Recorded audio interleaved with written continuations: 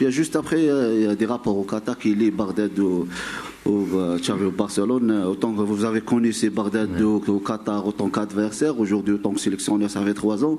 Est-ce qu'il a les caractéristiques pour jouer au Barcelone? On voit que il est mieux qu'un joueur comme Bright White, et c'est pas le Barça de 2006. Non, Bagdad, on va. Bagdad, des fois, ce qu'on montre, il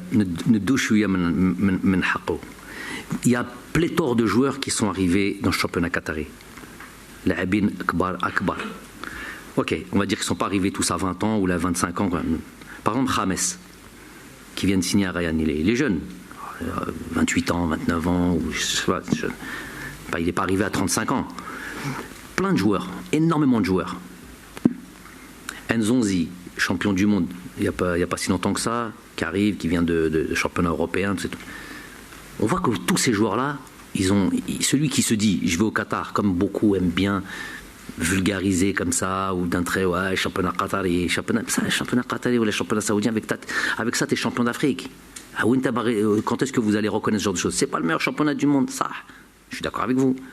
Mais lui, celui qui dit que Billy Sahel, viens jouer dans ce championnat et viens montrer. Bagdad, il fait des choses extraordinaires. Il a marqué l'histoire, il marque des buts partout où il va. Il a marqué en Algérie, il a marqué en Tunisie, il a marqué au Qatar. Ouais, c'est pas les meilleurs championnats du monde. Il a marqué en équipe nationale, il a marqué le but de la finale de la Coupe d'Afrique, un des buts les plus importants du football algérien, de l'histoire du football algérien. Avec ça, l'importance et la qualité de ce joueur-là. Parce que justement, il joue au Qatar. Alors qu'au Qatar, il y a beaucoup de joueurs, comme je viens de vous dire, qui n'arrivent pas. Il joue dans une équipe, il y a Ayew avec lui. Aucune comparaison avec lui. Moi, j'ai pas peur de dire, et j'ai pas peur du ridicule. Anna, pour répondre à ta question, moi, j'ai pas peur de dire, Radouan, il aurait signé dans un club européen. Bon, après, on me dit Barcelone. C'est pas. Quand avec les joueurs qui jouent aujourd'hui Barcelone, c'est pas le Barcelone de Messi, Xavi, Iniesta. Ça y est, on est les SF à la Koulihal. On n'est plus dans cette génération de joueurs.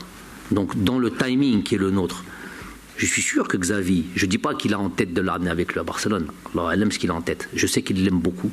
Je sais qu'il a eu plusieurs fois le choix. Il avait les cartes, il avait tout ce il faisait ce qu'il voulait à Assad. Il a eu plusieurs fois la possibilité de ramener n'importe quelle avancante qu'il voulait à Assad. Ils ont des moyens illimités. Ça, c'était même pas en rêve.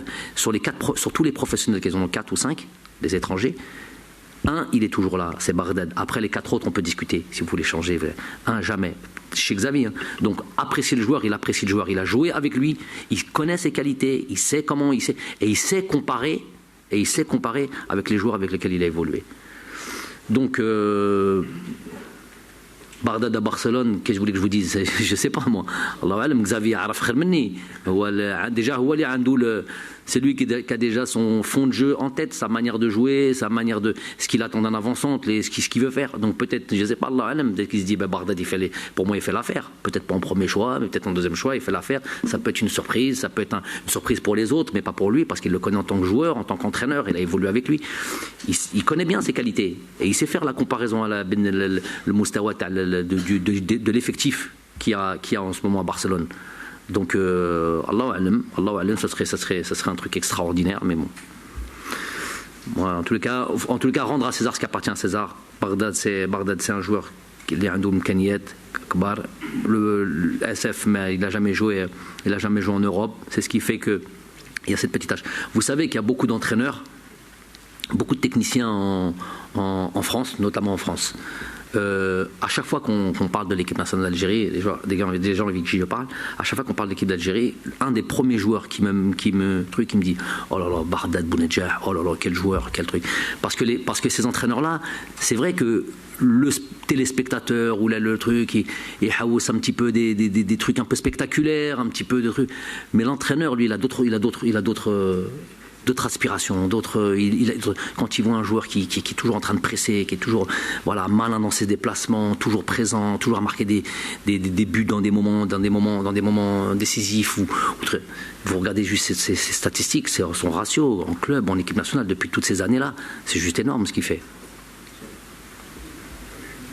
Bonjour coach. Nazim Bessol, Bourg